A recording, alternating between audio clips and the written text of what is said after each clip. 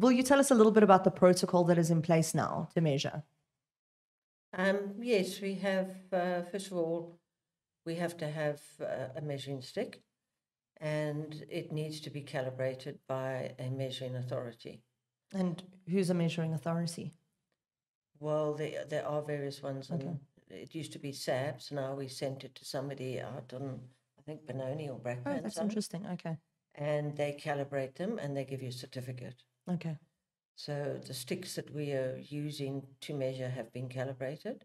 They are probably pretty similar to every other stick that veterinarians use, but these have gone through the calibration process. So you basically know it's not faulty. That's correct. Okay. No one went and scratched a one out. Okay. Just checking. There's 2 vets who are measuring now. It's not one. No, it's 2. And what do you take a set of measurements? It goes back to the other vets. Do you have a punch up, or is it? How do you come to an agreement?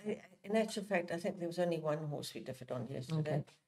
But out of, I think you said you did 23. 23. Okay.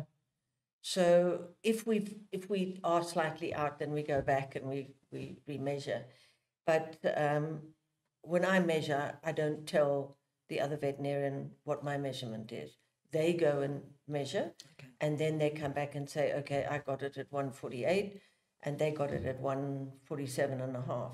And what very often happens is when you start approaching the pony and you start doing this measuring, the pony tenses up and it can be a little bit higher, but later on it relaxes. So it's quite possible that when I approached it, it was 148, and then given a bit of time, it was 147.5. Okay. If there's a difference, I will go back and see whether it's relaxed and it's 147.5. And then it's much better if we agree. But the rules allow that in where we don't agree, that the lower measurement counts. Oh, okay. Speak briefly about the surface as well, because I believe this is also part of the issue at play with, as Peter, you were saying, vets going and measuring at yards for vetting or whatever. You don't always have access to a total level surface. And this is part of what's at play now. Well, it is, because when you ask people, they say, well, I have got something level. And when you arrive, and I have a spirit level that I go and check the surface, I don't think I've found one yard that actually does have a level surface, because it's always sloped for wash-off. Even in the stables, it's sloped. And it must be level in both directions. And if I happen to measure a pony and it differs from one side to the other, because I always measure it from both sides, then I know the ground is not level. That's interesting. So it's got to be, and I think the regulation state it's got to be a minimum of 3 by 3. The surface or the area we had yesterday must have been at least 8 by 3 or 4.